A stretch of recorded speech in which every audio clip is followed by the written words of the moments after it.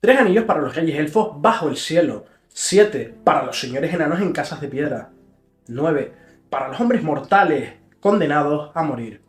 1 para el señor oscuro en el trono oscuro, en la tierra de Mordor, donde se extienden las sombras. Este es el hechizo que utiliza Sauron para atar las voluntades de todos los portadores de los anillos de poder. Muy buenas, hoy os hablaré de Sauron, señor oscuro de Mordor y personaje clave en la novela de fantasía épica de J.R.R. Tolkien, y nos basaremos en los datos oficiales tanto de los libros como de las películas, así que de algunos de los escritos que se han hecho públicos por su autor. Pero antes os voy a pedir que os suscribáis y que me sigáis apoyando en el canal. La historia de Sauron comienza miles de años antes de los sucesos narrados en las adaptaciones cinematográficas del Señor de los Anillos y del Hobbit. Él tiene en torno a unos 16.000 años y es conocido por varios nombres, además de ser el Señor Oscuro de Mordor, es el Señor de los Licántropos, el Hacedor de Anillos, el Gran Ojo, el Nigromante, el Maestro de la Mentira. Sauron, como digo, tiene muchas caras, además de que posee un avanzado conocimiento sobre una disciplina que es la forja del metal, de los cuales aprendió de una divinidad de Arda llamada Aule el Herrero. Además, Sauron cuenta con una serie de poderes tales como la magia, la transformación, la invocación de espíritus, la creación de criaturas monstruosas. Imaginaos tal es su poder que además también manipula la naturaleza. Esto lo vemos cuando él le da forma al país de Mordor.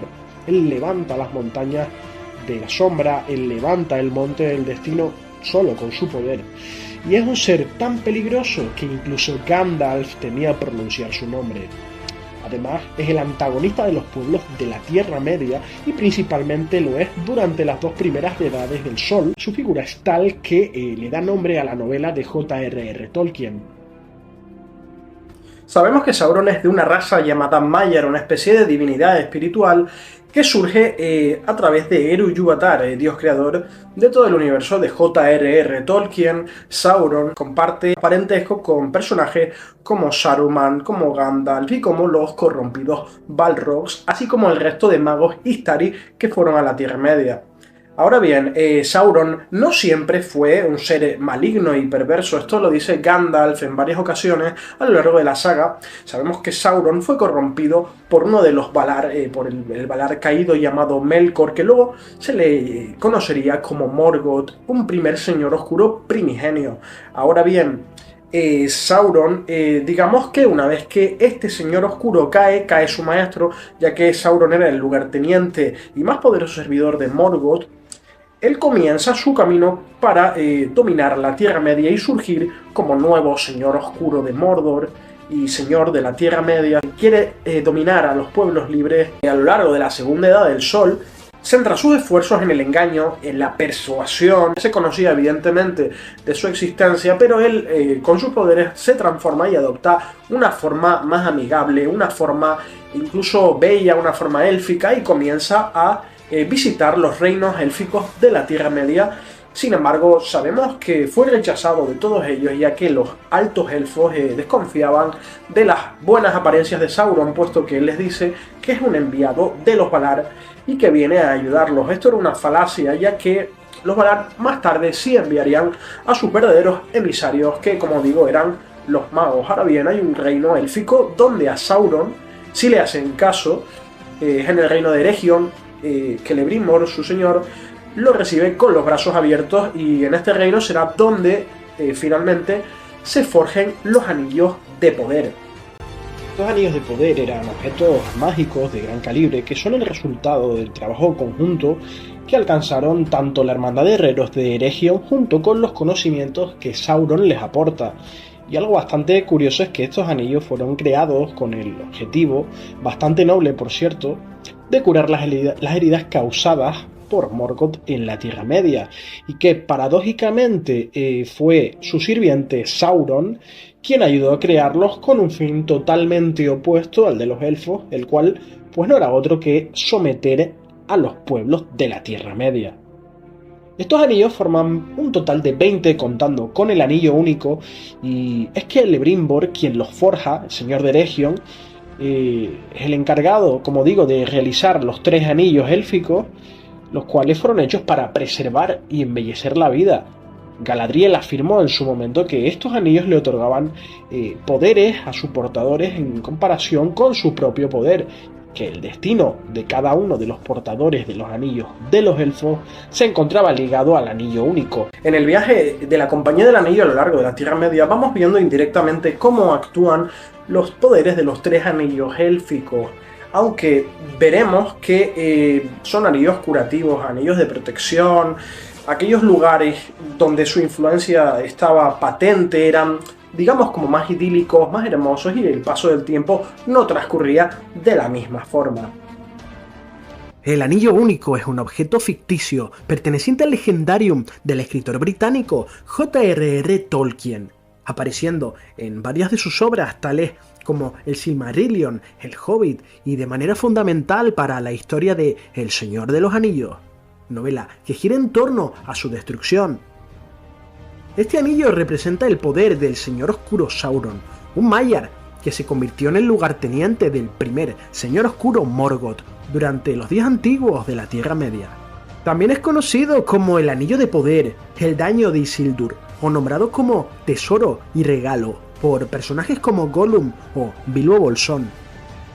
Aunque a simple vista el Anillo Único parecía ser un anillo normal de oro, era inmune a toda clase de destrucción, a excepción de los fuegos del Orodruin, el Monte del Destino, el volcán situado en la tierra de Mordor, donde fue forjado por Sauron. Era posible identificarlo sometiéndolo a un calor intenso, algo que pocos sabían, y al calentarlo aparecía una inscripción en lengua negra de Mordor, escrita con caracteres Tengwar, tanto en la cara interna como en la externa del anillo, que simbolizaba su poder de control sobre los demás anillos de poder. Gandalf pronunciaría estas palabras siniestras durante el concilio de Elrond, traduciendo la frase como un anillo para gobernarlos a todos, un anillo para encontrarlos, un anillo para traerlos a todos y atarlos en las tinieblas. En manos de Sauron el anillo era fácilmente reconocible, ya que el calor intenso que desprendía su cuerpo era suficiente para que la inscripción brillase de forma continua, dándole un aspecto a su amo todavía más aterrador. Otra característica importante del anillo es que posee voluntad propia, de forma que es capaz de forzar algunas situaciones por su propio deseo, como cambiar de poseedor, y de esta forma ir acercándose a su verdadero dueño legítimo. Por tanto, el anillo puede salirse de un dedo en el momento oportuno, como le ocurrió a Isildur, o introducirse en un dedo, como le ocurrió al Bilbo en el Hobbit, e incluso puede llegar a perderse o hacerse encontrar cuando lo desea. Gandalf conoce esta cualidad del anillo y le aconsejaría a Frodo revisarlo a menudo para comprobar si estaba en su sitio. En cuanto a los poderes del Anillo Único, poseía los dones de todos los demás anillos de poder y los regentaba. Estos poderes eran los que Sauron, disfrazado con su disfraz de El Señor de los Dones, había enseñado a los elfos que forjaron los anillos menores en Eregion, tales como volverse invisible el cuerpo material o ver las cosas del mundo invisible, además de que los poderes de preservación que Sauron aprendió de los elfos, como por ejemplo conservar su apariencia y su longevidad. Otra característica importante es que su portador podía leer la mente de quienes usaban los anillos menores, así como controlarlos y esclavizarlos por completo. De esta forma, Sauron doblegaría a los 9 anillos de los hombres, cuyos portadores acabaron convertidos en espectros y serían conocidos como los Nazgûl. Sin embargo, algo diferente ocurrió con los 7 anillos de los enanos, dado que el dios Bala-Aule, que fue el creador de esta raza, los dotaría de una naturaleza indoblegable y por tanto se resistieron a su control y probablemente también los volvería inmunes a la invisibilidad. Pero la influencia de Sauron los volvería irascibles y sobre todo codiciosos, generándose en ocasiones una enfermedad de la mente que vimos más desarrollada en las películas de El Hobbit, tanto con Thror como con Thorin. Sauron había podido influir por tanto de una u otra manera a hombres y a enanos, pero no pudo afectar de alguna forma a los primeros nacidos, puesto que los 3 anillos de los elfos escaparon al dominio del Señor Oscuro, siendo ocultados a tiempo por Celebrimbor, aunque seguían atados al destino del Anillo Único, fuente de su poder, Sin embargo, si Sauron hubiera recuperado el anillo, habría podido leer la mente de sus sueños, de manera que toda obra o producto de los anillos élficos se volvería en contra de ellos y pasarían a ser propiedad del Señor Oscuro. Además, el anillo regente era el instrumento de comando y dominio sobre los Nazgûl, si lo utilizaba una voluntad fuerte, aunque estos siguieran siendo esclavos de Sauron mientras los 9 anillos estuvieran en su posesión. Según palabras de Gandalf y Galadriel, uno de los dones más peligrosos del anillo era la capacidad de aumentar los poderes que ya tuviera el propietario. Pues el mago se negaría a usarlo cuando Frodo Bolsón se lo ofreció, argumentando que, aunque al principio usaría el anillo para el bien, su corrupción y codicia tarde o temprano lo absorbería, dándole un poder demasiado grande y terrible. Algo que hubiera pasado también si Saruman se hubiera apoderado del anillo. Y, aunque se hubiera derrocado a Sauron, otro nuevo señor oscuro hubiera subido al trono de Mordor, desatando una edad todavía más devastadora que la anterior. Por todo ello, el anillo provocaba que las personas sintieran un irresistible deseo de poseerlo, y tal era su grandeza que ni el propio Sauron podía dañarlo o destruirlo. Y cualquier usurpador que se atreviera a portarlo sería devorado y utilizado por Sauron, alimentándose de su vida y haciendo que sus días fueran cada vez más insoportables, mermando la cordura de su mente hasta el punto de que el usuario solo se preocuparía por el anillo y de nada más. Esto fue lo que le ocurrió al hobbit Sméagol, convertido en la criatura Gollum por la influencia del anillo durante 500 años, en un claro ejemplo del deterioro y longevidad que éste provocaba, haciendo que Bilbo, con 111 años, tuviera una apariencia mucho más joven, y solo cuando Bilbo deja voluntariamente el anillo, recupera su apariencia acorde a su avanzada edad. Otra cualidad del anillo era que podía permitir a su portador entender otras lenguas, tal y como vimos cuando Bilbo pudo comprender el idioma de las arañas en el Bosque Negro, durante la batalla de la Puerta Negra, cuando el anillo fue destruido en los fuegos del Monte del Destino. Sauron ordenaría a los 8 Nazgûl volar hacia allí para detenerlo, aunque llegaron tarde, y por tanto se produciría su final destrucción junto con la de Sauron. Melkor, aquel que descendió sobre la Tierra Media con fuerza y majestad mayores que cualquier otro ser, conocido como Baohlir, el opresor, Belegurd, la inmensa muerte, el gran espectro y rey oscuro, negro enemigo del mundo. Es el principal antagonista y uno de los personajes principales del Silmarillion. Sería conocido posteriormente como Morgoth en la Tierra Media. Corrompió a muchos de los Ainur que lo siguieron, incluido a Sauron y a los Balrogs, desfigurando el mundo de Arda. Desafió la voluntad de Ilúvatar, su creador, y se enfrentó a sus hermanos, los Valar, primero destruyendo las lámparas de Valinor, y luego envenenando los árboles sagrados del Pelion y Laurelin, desencadenando una larga guerra y autoproclamándose rey del mundo. Hoy os contaré su historia, eje principal de la trama de los días antiguos de la Primera Edad. La maldad de Morgoth no conocería límites, y aunque sería encadenado y arrojado al vacío por los Valar, dejó atrás un daño permanente en Arda. Una agonía que prolongaría su vasallo Sauron, que perturbó el mundo en su ausencia, y aunque ambos se levantaron al final de los tiempos, fueron derrotados en la Dagor Dagorath, el Ragnarok de la Tierra Media.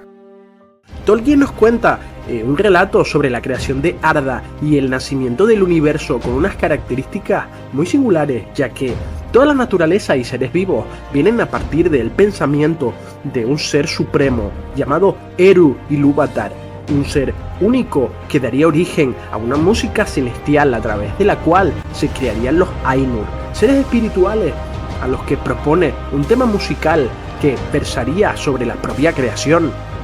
Fue entonces cuando estos seres cantarían y empezaría a formarse el mundo conocido, pero pronto surgirían conflictos, ya que el más grandioso de ellos, llamado Melkor, sería el que discordaría de esta sinfonía. Melkor tenía al menos una parte de los talentos de todos los demás Ainur, pero también era muy egoísta, impaciente y orgulloso. Era un ser con una enorme curiosidad que visitaba constantemente los límites de los dominios de Eru para contemplar el vacío, impacientándose ya que, al saber que Eru era tan poderoso, no se explicaba por qué no había creado nada para rellenar ese vacío, y poco a poco comenzó a codiciar la llama imperecedera, el poder con el que el Dios Supremo creaba las cosas. Durante mucho tiempo buscó esta llama sin tener éxito, cegándose por sus ansias de dominio sobre todas las cosas. Jamás se daría cuenta que la misma llama era Eru, de forma que Melkor no sería capaz de crear nada original, sino que las cosas que él iba creando siempre serían deformaciones de las que otros habían creado antes, corrompiéndolas sin remedio. Llegaría un día en el que Eru reunió a todos sus Ainur para proponerles un tema de música en el que se hablaba de cosas que aún no existían. Ellos se quedarían maravillados con esta canción y cada uno debería hacer la música de acuerdo con sus propios dones, para dar paso a una creación mucho más grande que daría forma a un reino inmortal y glorioso. Pero de repente Melkor comenzó a buscar protagonismo en este coro, imbuyendo en su música pensamientos diferentes a los de los demás que había desarrollado en solitario estando solo en el vacío, generando unas notas estridentes como cañones. Y al escucharla, algunos Ainur comenzaron a hacer su música como la de Melkor, mientras que otros se espantaron por su poder y comenzarían a mirar a Eru con miedo, pero otros se opusieron directamente para evitar que Melkor siguiera descomponiendo la música. Eru levantó una de sus manos, sonriendo, imponiendo nuevamente el orden, pero Melkor no se dejó vencer fácilmente, aunque su voluntad comenzó a callarse, por lo que renovó su música de forma más fuerte y poderosa, cargándola ahora de odio y orgullo.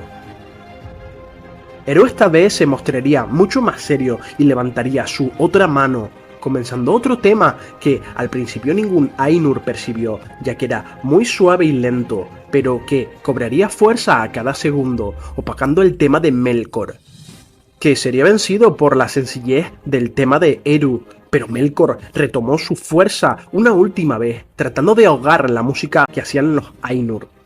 Esta vez con una furia terrible. Entonces el creador les diría a todos que eran muy poderosos, pero que Melkor era el más peligroso de todos ellos, dirigiéndose a él, argumentando que, incluso con su discordancia y orgullo, no terminaría en otra cosa que no fuera en la gloria del propio Eru, pues de él venía todo y a él iba cualquier cosa que obrase. Melkor permaneció en silencio, humillado, pero dentro de sí su orgullo y ansias de dominio se acrecentarían, trayendo terribles consecuencias para Arda. Desde un primer momento, Melkor se enfrentaría a los otros Ainur, que no lo aceptarían como su señor, ya que este puesto realmente estaba destinado para el Valar Manwë, hermano menor de Melkor. Habría una guerra, por tanto, entre los Valar y el propio Melkor, pero tras descender, otro Ainur de jerarquía superior, llamado Tulkas, derrotaría a Melkor, que sería vencido y abandonaría para siempre Arda, por lo que los Valar por fin tuvieron una paz duradera. Entonces se hicieron las lámparas para iluminar el mundo. Durante un largo tiempo los Valar festejaron la derrota de Melkor. Mientras ellos celebraban su caída, el Señor Oscuro construía en secreto al norte de la Tierra Media una gran fortaleza llamada Utumno, y sus espías advirtieron a Melkor que los Valar habían bajado la guardia, por lo que vería el momento propicio para cobrar su venganza, levantando una inmensa oscuridad con la que arruinó la primavera de Arda. Pero los Valar no se percataron de esto hasta que fue demasiado tarde, dada la luz de las lámparas y el propio jolgorio de su fiesta. Y se dice que con un súbito ataque Melkor derrumbó las lámparas, por lo que los Valar tuvieron que retirarse para siempre de la Tierra Media, refugiándose en un continente aparte al otro lado del mar que fortificaron, y dieron origen a los dos árboles, comenzando una nueva edad en el mundo. Con esta retirada Morgoth obtuvo temporalmente el dominio de la Tierra Media, Pero una nueva guerra se estaba gestando, puesto que sus hermanos se reunieron para decidir qué hacer, puesto que los elfos estaban a punto de despertar, aunque Morgoth conseguiría corromper a muchos de ellos, dando lugar a la creación de los orcos. Ante tal aberración, Manwë tuvo que consultar con Ilúvatar y les transmitió a sus hermanos la necesidad de recuperar el dominio de la Tierra Media a cualquier precio para liberar a los elfos del peligro de Melkor. Y los Valar pusieron en marcha sus fuerzas, dando lugar a la denominada Batalla de Poderes, en la que las fuerzas combinadas de los dioses doblegaron al ejército del Señor Oscuro, sitiando la fortaleza de Utumno, y Tulkas, en persona, derribó las puertas y entró, bajo su propio riesgo, en las profundidades de aquel lugar de horrores, para luchar cara a cara contra Morgoth. Consiguió dominarle y atarle con las cadenas para contener al Señor Oscuro por segunda vez, siendo llevado ante su hermano Manwë. Melkor sería condenado a pasar 3 edades en las estancias de Mando, lugar donde habitaban las almas de los caídos. Y allí permaneció Morgoth encadenado, y la Tierra Media tuvo paz durante incontables años. Sin embargo, en la Tierra Media todavía quedaban sus seguidores como Sauron y los Balrogs, que, escondidos y temiendo la ira de los Valar, se internaron en las profundidades de la fortaleza Angband, esperando el retorno de su amo. Y con esto terminamos la primera parte de los conflictos de Morgoth contra los Valar. Gracias por ver el vídeo, suscríbete si te gusta el contenido que hago del Señor de los Anillos.